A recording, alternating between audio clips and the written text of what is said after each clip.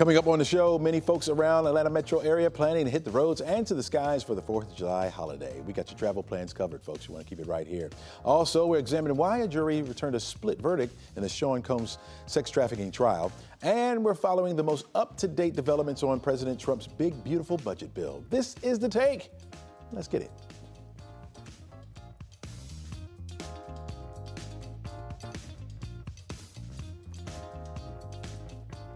Hello and welcome. I'm Chesley McNeil, and this is The Take, where we go above and beyond the headlines and we look at the why and how stories are impacting you and your community. We invite the experts in to share their take on today's top stories, get the very latest on what they're thinking about, and we try to have just a little bit of fun as well.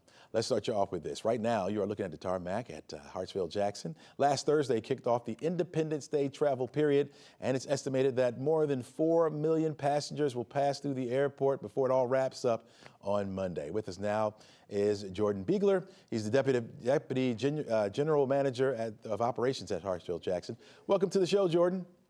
Hey, good morning. Thanks for having me. All right. You know, Hartsfield-Jackson and you are no stranger to big-time travel weekends. What are the biggest operational challenges that you have to face during these 4th of July rush? Well, we can prepare for everything, passenger volumes, everything that's scheduled. But the biggest wild card, I suppose, is the weather. And, over the last week, there's been thunderstorms, some activity. So that's resulted in delays, cancellations, unfortunately. But we're looking good today. Checkpoints are good. We're in good shape. Very minimal delays. I think I saw one cancellation only for the day. So far today, we're starting off very good. As you mentioned, you're used to big crowds, and you guys do it well. Take me behind the scenes. How do you guys prepare for 4 million passengers? Yeah, so it's a team effort for sure. So of course, a lot of stakeholders here. We've got the Transportation Security Administration, all of our airline partners, Customs and Border Protection. Lots of different agencies involved, and then of course we have our concessionaires, our parking operator.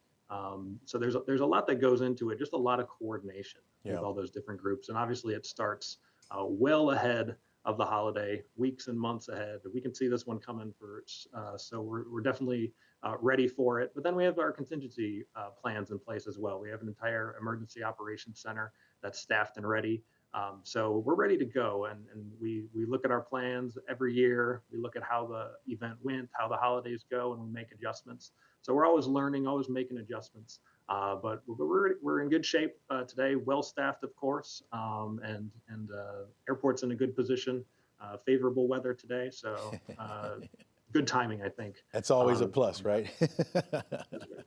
To have the weather work for you. Now, obviously, the weather in other areas may not be as great as ours, and so that leads to delays. Is there one particular area that you pay close attention to than others, maybe where you could have a particular challenge with 4 million passengers coming through?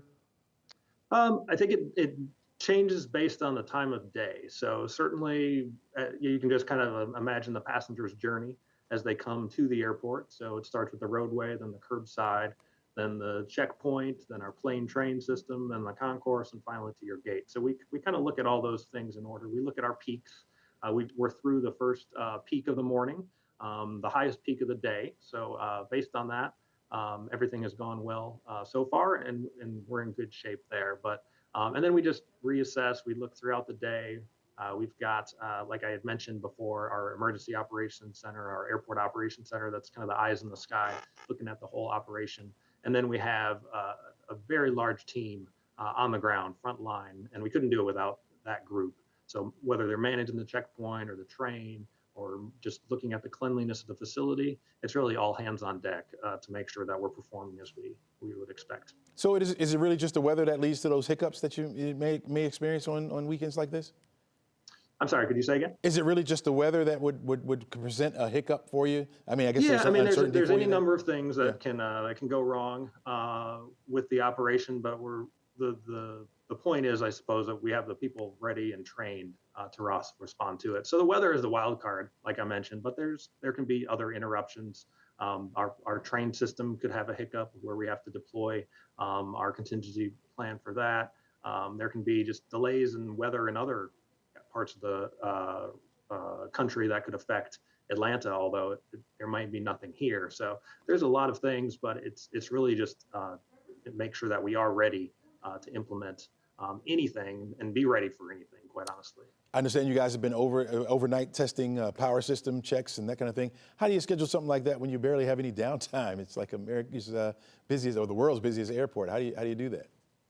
It's challenging because we only have a small amount of time overnight to basically get all the maintenance, all the construction work, the most impactful construction work uh, in that short time frame. So, and we got a lot of things to work around, like the July 4th holiday or Memorial Day, or we've got the FIFA Club World Cup games going on right now, and then next year the FIFA World Cup. So we time all of that, and we've got some long duration construction projects as well that are very impactful. So it takes a team to kind of look at all that and time it, and there's never a perfect time to do all that. So we kind of look at the best time based on all those different factors that I mentioned to be able to get that work in. But it's necessary work, because if we don't do it, then we could have an unexpected outage, or we're not able to grow and meet the capacity needs that we need for the airport as the Atlanta region grows and as the airport gets busier and busier and our airlines look to expand.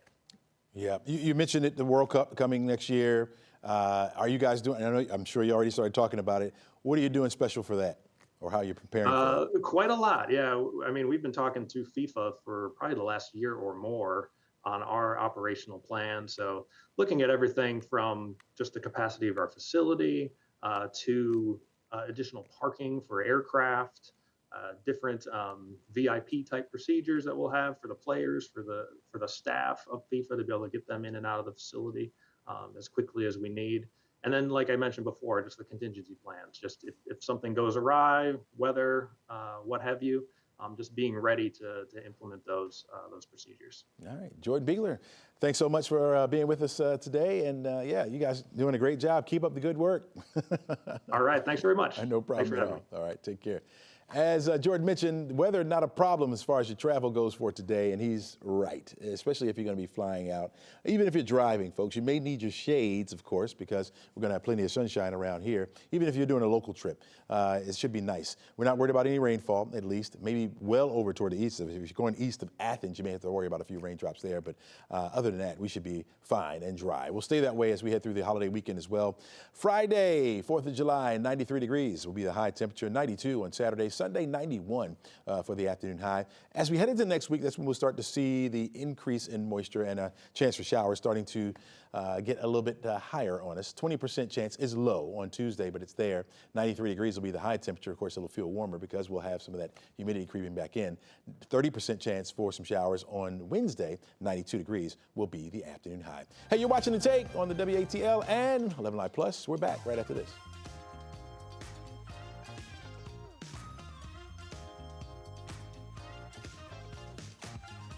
Welcome back. Republicans call it the big, beautiful bill. Democrats call it the big, ugly bill. Whatever the name you call it, President Trump's $4.5 trillion spending cut package is on the verge of a final vote. Joining us now is Washington correspondent Alice Barr, who has been covering politics for years now. And Alice, the final vote is being held up right now by one man, Minority Leader Hakeem Jeffries.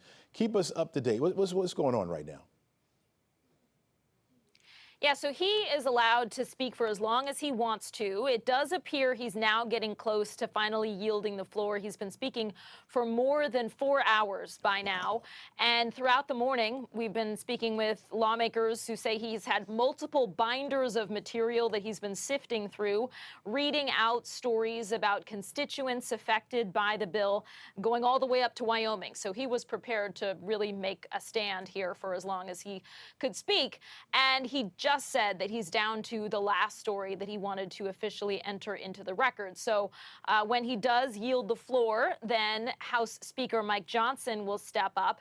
Certainly not expecting him to speak for anywhere near as long because Republicans want to get this done as opposed to Democrats wanting to slow down the process. That's really been their only tool because they don't have the votes to actually stop it.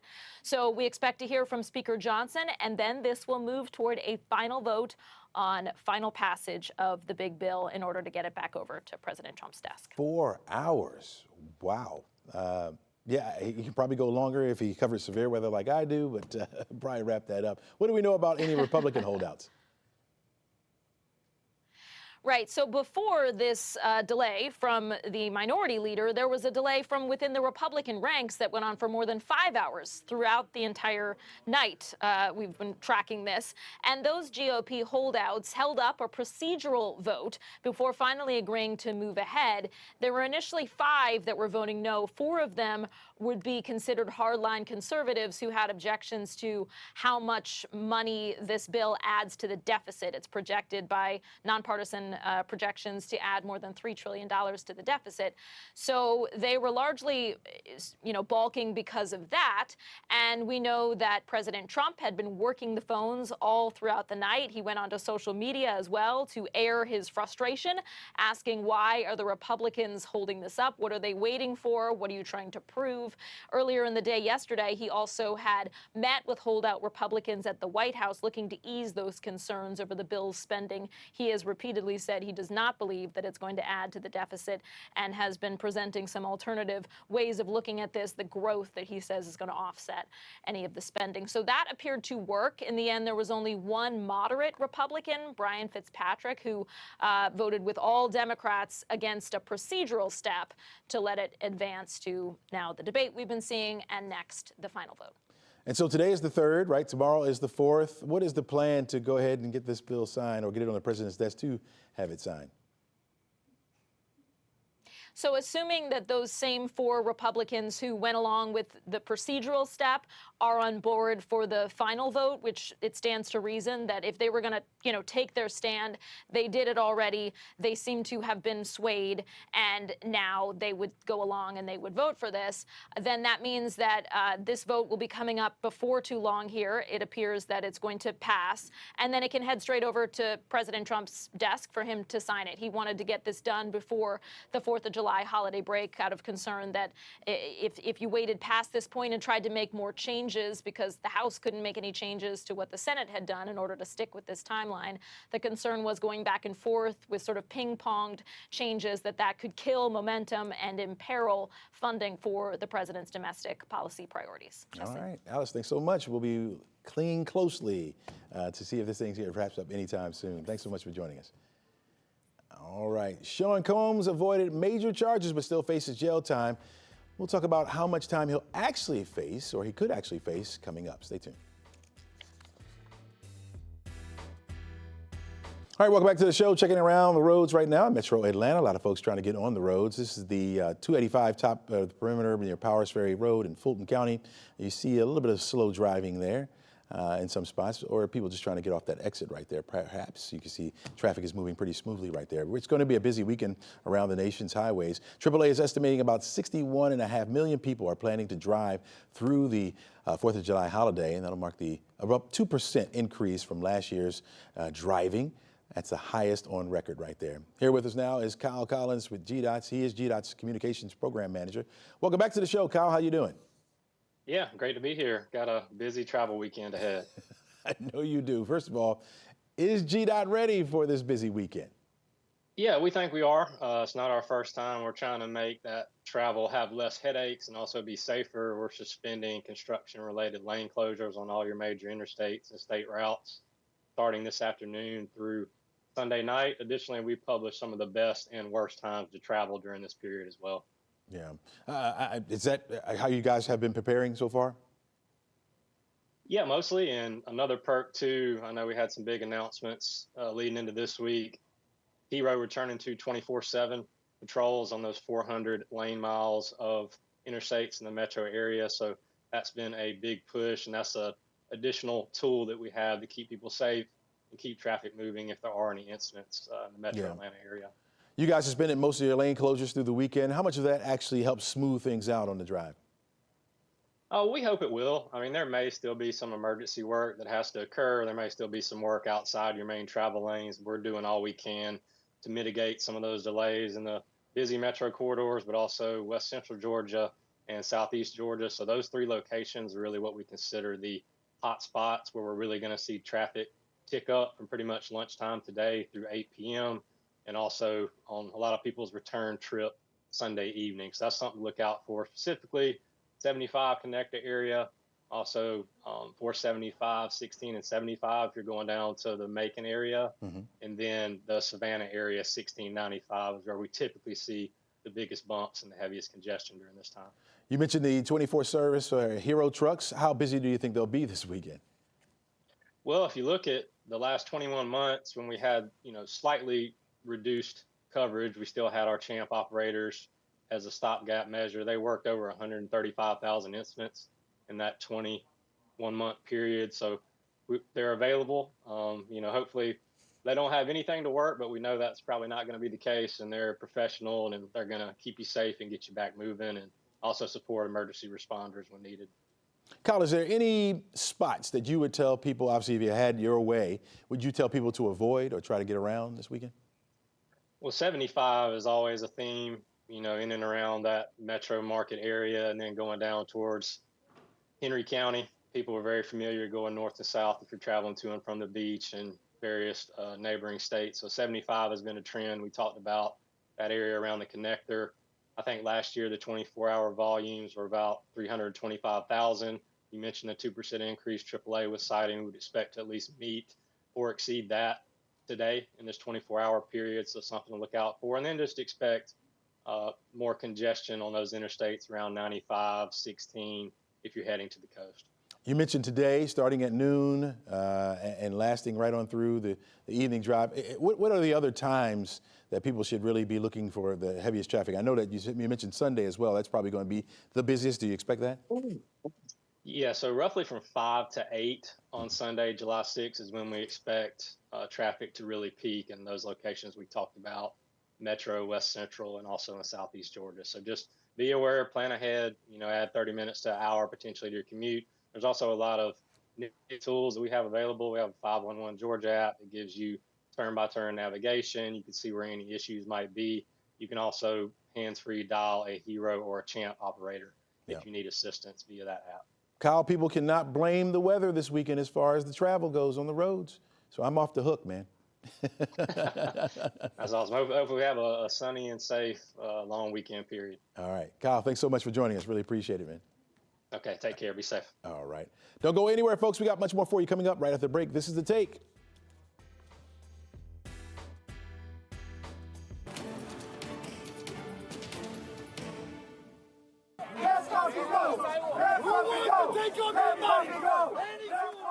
That was a scene outside of New York federal courthouse after a verdict was announced in the case against Sean Combs. Jurors deliberated for 13 hours over 3 days and reached a unanimous verdict on 5 charges against the hip-hop mogul.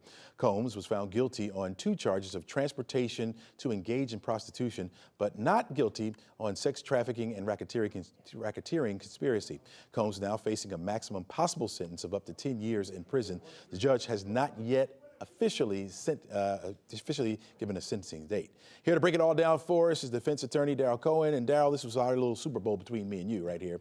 And Combs was cleared on most of those serious charges, but convicted on Mann Act violations. From your perspective, what does it say about the jury? And first of all, explain Mann Act violations. What is that? It is taking someone across state lines for indecent or immoral purposes. In other words, sex situations. That's really all it is. Very simple, and it's sort of a catch-all that's been used forever in order to get someone. Think of Al Capone. They knew he was a terrible person. What did they get him on? Tax evasion. No big deal, right? Well, it's just enough to get him under their thumb. And that's what the Mann Act is. And Chesney, it's very interesting to me. I thought that the federal government overreached when they charged Mr. Combs with something called, what am I calling it? Oh, RICO. It's really a reach to get RICO. And so I saw his defense team and I thought they did a nice job, but also they were just unbelievably happy. Why were they so happy? Because he didn't get convicted of the RICO charges, but he still is convicted on not 1, but 2 of the Mann Act charges. Each one of them carries a possible penalty of 10 years. Will he get 10 years? I don't know. As you know, and as the public knows, and all of our viewers know, there was a bond hearing yesterday where his team wanted him to be released on a $1 million bond and several other situations to keep him tight, give up his passport, etc. The judge said no. So why did the judge do that? We don't know. We don't know what the judge is planning in October when the sentencing is now scheduled for, though there's a hearing next week trying to move it up. We don't know if the judge is going to say, okay, you've been incarcerated for this period of time. Here is the sentence. Walk out the door. We don't know if the judge is going to say, you know what? You could have had 20 years. I'm going to give you 7 or 8. And in the federal system, we all need to remember you serve 85% of that time. There is no parole. So I don't know what's going on. It would have been nice if the cameras had been in the courtroom. We would have known what the jurors' feelings were if we'd have watched their body language, their facial expressions. I'm told some of their facial expressions included rolling their eyes. Well, this is not a good look for the prosecution, but it's not a complete win for the defense. It's the prosecution didn't win what they wanted. They won less, and the defense, they didn't win everything. They lost less. They're still facing incarceration. What you and when we first started talking about this, you thought he was in thick pudding. I remember you saying that. What surprised you most about this case? Well, it was the length of it.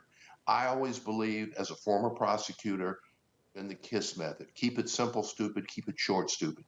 The government just went on and on and on. I would have focused in on 1 or 2 things. I would have amended the indictment, got rid of RICO, and made it simple for the jury. And that is what they did not do. It went forever. And so the defense did their job. They said, hey, this is Hollywood. This is the record business.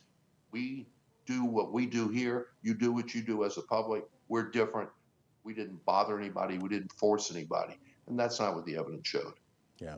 Well, so we won't hear any more until October, or will we hear something? Or is there something in between now and then?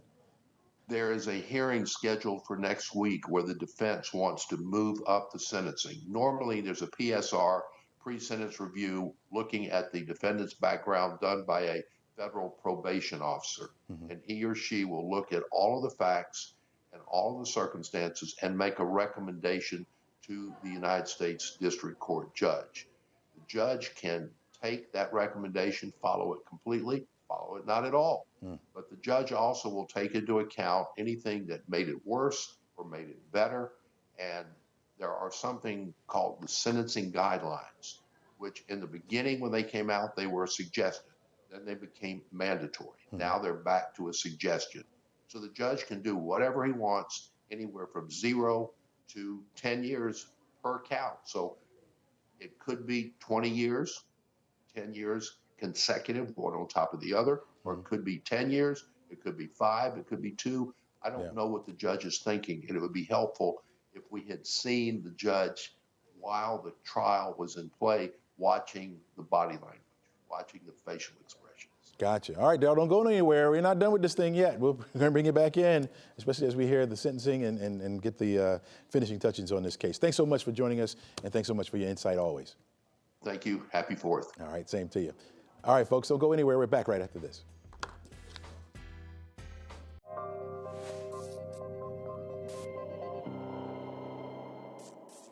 Now to a warning for anyone searching for a flexible part-time job, especially online. 11Alive consumer investigative reporter Liza Lucas is here now with us. And Liza, you spoke with a Georgia woman who thought she landed the perfect remote job, but instead it turned out to be a financial nightmare? That is the perfect way to put it, Chesley. Dorothy thought she found a simple part-time gig, something she could do from home just a few hours a week. Now, at first, everything seemed totally real. She was supposed to be testing these apps. She was paid for the training, she told me, and she got money. She got paid after completing her first set of tasks. And all of that is what made this scenario so convincing. Then came the switch. She was asked to start investing her own money in order to move forward, work more, and earn more, and the stakes got even higher. This is known as a task scam, and we talked to FBI Atlanta Supervisory Special Agent Aaron Saras about it. He says the popularity of remote work is just one of the factors making these scams harder to spot. Coupled with that, there's also people who are just looking for something to do. Maybe they have a tough economic condition, but maybe they're also just looking for something that's kind of exciting opportunity. And these are presented that way. You know, whether it's an investment opportunity or it's a job opportunity, it's presented to you as this is going to make your life better. This is going to be a benefit to you. And it's not done like in a one transaction type of an exchange. It's done over a long period of time. So they're pulling you in, they're pulling your heartstrings, and then they, you know, at that point, kind of the jig is up and you realize my money is lost. Liza, is this a new type of scam? Not new, Chesley, but on the rise. And just for some perspective here, we were looking at the numbers. In 2020, the Federal Trade Commission had no reports of this scam. By 2024, just the first half of last year, they had more than 20,000. And think about it. It's really probably a lot of underreporting when we think about those numbers, because a lot of people don't want to come forward and say, hey, I was scammed. Hey, I lost big money, like in Dorothy's case. So not new, but definitely on the rise. They're trying to get the word out here. And think about it. Criminals have easy access to us all the time via social media. We've got our phones on us. And now artificial intelligence, AI, is making deception even easier for these guys, where previously we may have picked up on some nuances showing that this is not so real.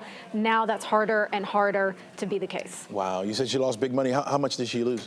Nearly $30,000. Wow. Now, this was an exchange over a period of time. Again, in the beginning, she was paid for training. She got money. She was paid for the task at hand. And then you move along and they started asking you to invest money. She still was getting money back. So that exchange was taking place. That building of trust was taking place. And the stakes got higher and higher. And finally, she realized what was going on. She had been presented some legitimate looking business documents. We've confirmed that that was fake, that documentation. So she admits, hey, I should have looked farther down the rabbit hole to just make sure this was legitimate, but she was getting money back the whole time. So they were definitely playing into this idea and building that trust. Right. Is there any chance that she can get all her money back?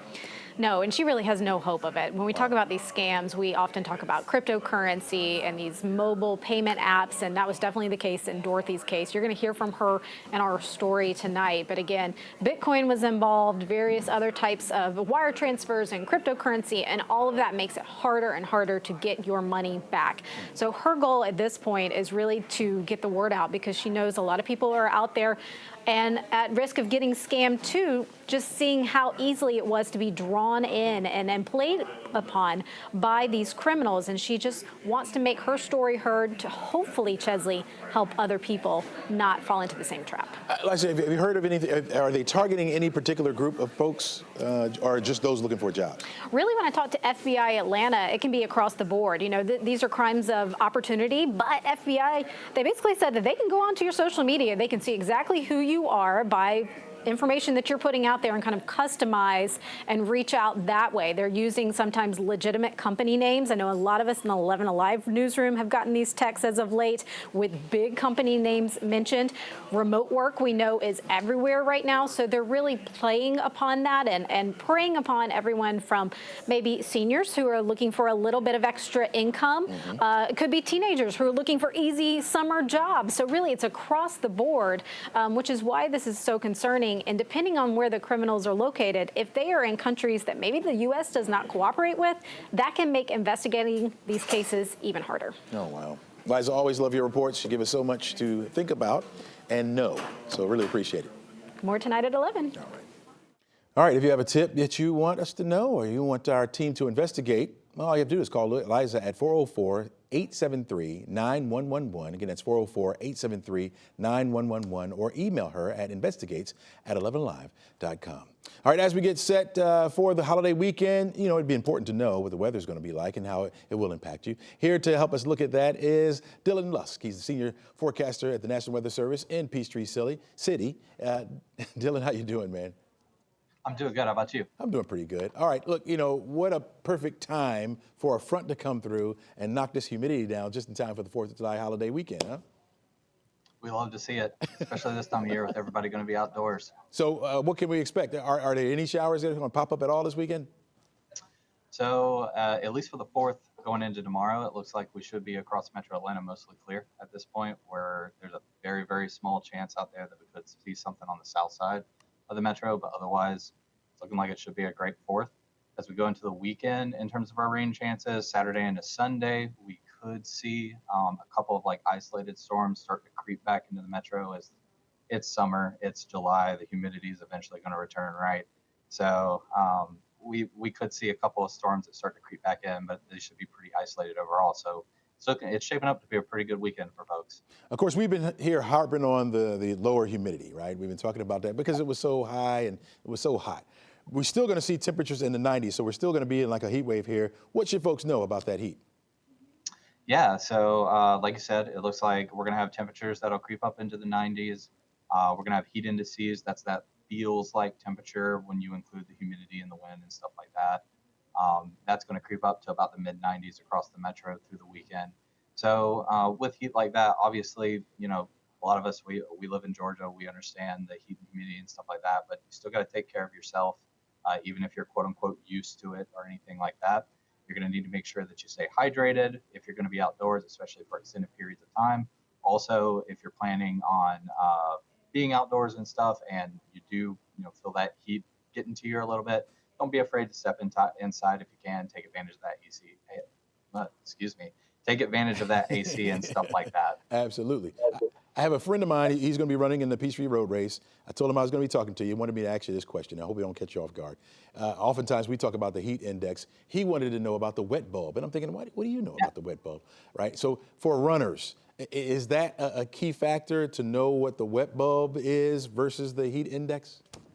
Yeah, absolutely. So the wet bulb gold temperature, or the WBGT, as you'll see it abbreviated in places, it was actually formulated in a lot of ways here in Georgia. It's actually a kind of a temperature scale that's designed to take into account what happens when people are actually like physically exerting themselves. Mm-hmm. So it's the perfect kind of scale to look at if you're going to be doing something like, say, running a 5K or a marathon or something of that nature, for sure. So it's a great scale for athletes. We actually provide that information to the public, so you can absolutely find what local temperature forecasts from us. And then during the Peachtree Road Race, there will actually be individuals who are going to be stationed along the course who will actually be taking active readings of the wet bulb temperature. That'll be informing emergency personnel and folks like that, so that they understand how that heat and humidity is actually going to be impacting the athletes that'll be out there running. So he actually knew something. You're telling me he knew, my friend. Listen, before I let you go, talk to me about the tropics. We have the potential for an area of low pressure off the coast of Florida to form. It's a 50% chance now. How might that impact us? Yeah, so it actually got just before we hopped on here, it actually got upgraded to 60% chance. So it's going up just a little bit, ever so slightly. It's looking like with that kind of frontal system that's moved through, this is a very common way we'll get these fronts that stall out right off the coastline, and we can get thunderstorms and stuff that pop up on them. And sometimes this time of year, we can get little tropical systems that'll form up as a result of that just off the coastline. This is what looks like it may happen this weekend. A lot of the models are starting to key in on the idea that we could get something that forms off the Georgia or Florida coastline.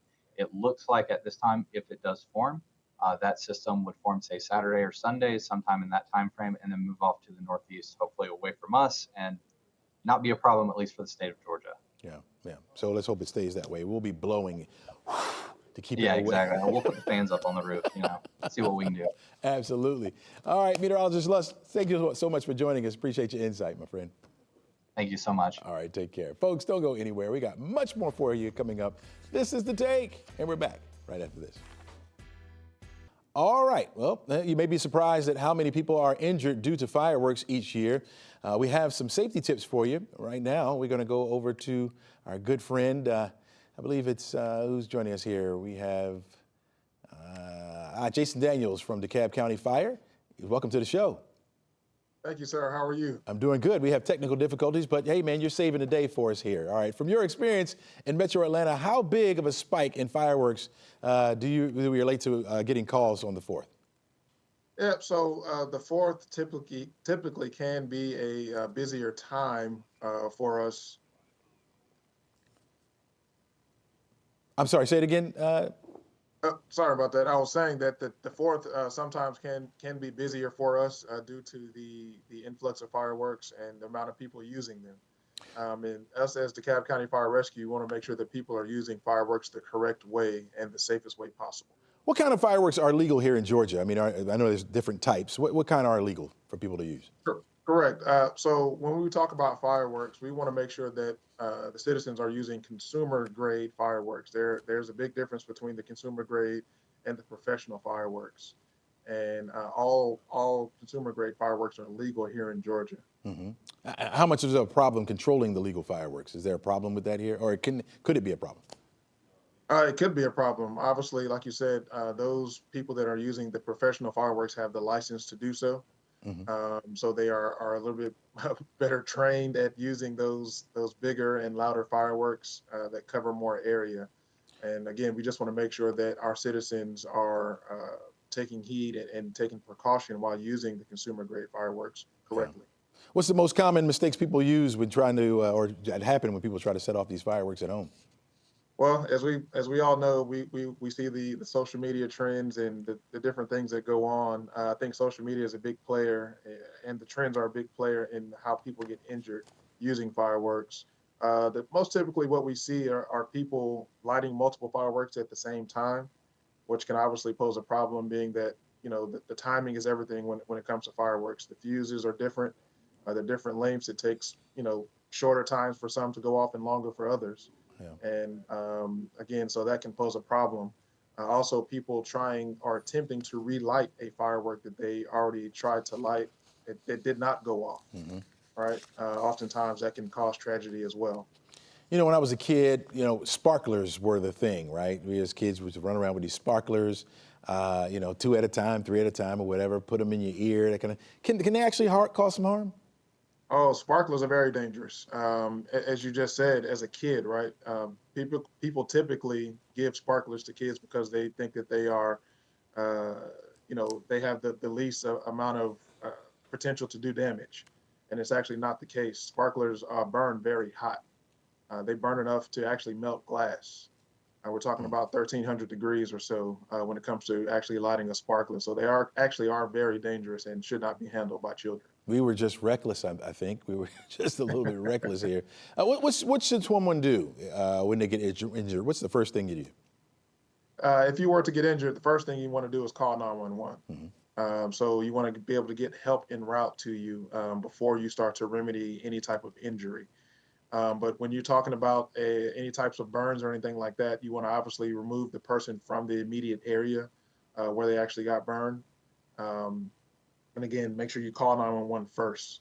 And then if there's any type of, if the person is bleeding or there's any type of trauma because of the burn, you want to try to wrap that as soon as possible and stop the loss of blood, obviously, mm-hmm. And just wait for EMS to arrive.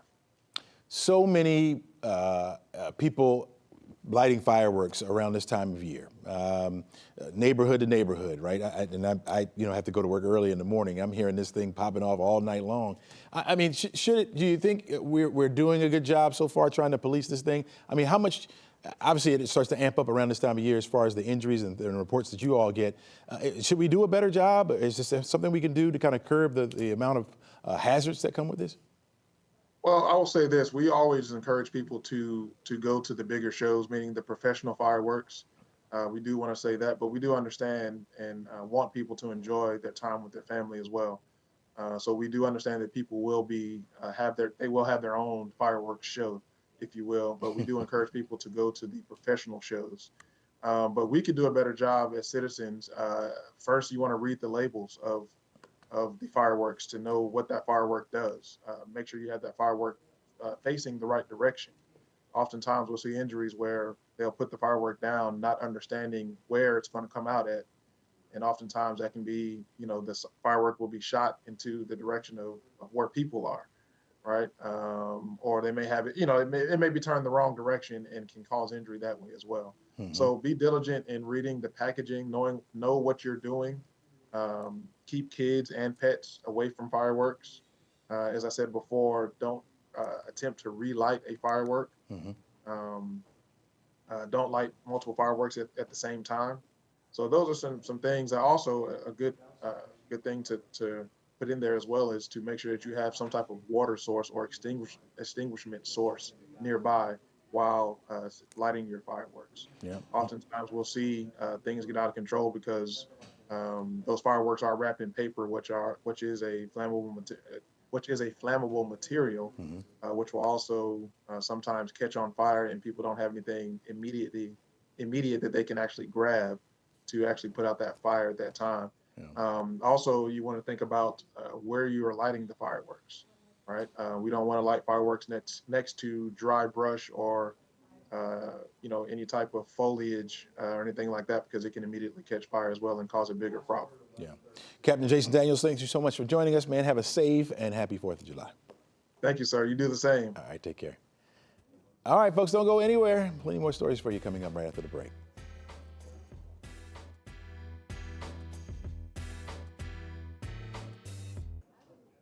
All right, we're looking at a decent 4th. Last year it was smoking hot. This year, close to average. 92 degrees will be our high temperature for today. Peachtree Jr. being ran today. And then you got the 93 degrees for the high temperature on the 4th of July. Actually, Friday, looking at mostly sunny skies. It will be hot during the afternoon. I mean, 93 is hot, folks, especially for this time of year. We should be around 90 degrees. We'll be above the average right on through the entire weekend. You're looking at a few more clouds moving into the area as we head into Saturday and Sunday. Yeah, that humidity will start to creep back up on us through the weekend and into the beginning of next week. In fact, there could be an isolated shower or two around starting on Sunday going into Monday. Less than a 10% chance right now, so I didn't put a percentage on there. It goes up a little bit as we head into Tuesday and into Wednesday. Wednesday, a 30% chance. And those temperatures will remain in those low 90s. Okay, so the heat wave will continue around our forecast area. All right, before we go, my final take here. It is the 4th of July and grilled food will be on the menu for many. Data shows that Americans consume more hamburgers than any other grilled food, but hot dogs are just as popular. And it's always around this time of year that people ask the question, are hot dogs really bad for you? Well, typically, hot dogs are a once in a while meal, maybe on a holiday. That's about it, right? So you don't have to worry about it because it doesn't have much of an impact on your overall health if you eat it that way. But for those of you who consume those hot dogs a little more often during the summertime, be careful. Dietitians warn that they're high in sodium. Yeah. Hot dogs contain 410 milligrams of sodium. That's about a fifth of the daily consumed average. And they're also high in saturated fat, which means it's not good for your heart. And although they have plenty of protein in them, dietitians say that hot dogs have more chemicals than nutrients. Yeah, you're not getting any fiber out of that at all. I hope I'm not ruining things for you, of course, but I thought I should let you know. Folks are going to be consuming hot dogs, so you need to know. I know you don't want to know how it's made, you just want to enjoy it. By the way, the other debate about hot dogs, whether or not it's a sandwich, it's meat between bread, folks. It's a sandwich. Enjoy it. Happy 4th to you, folks. Enjoy the holiday and stay safe.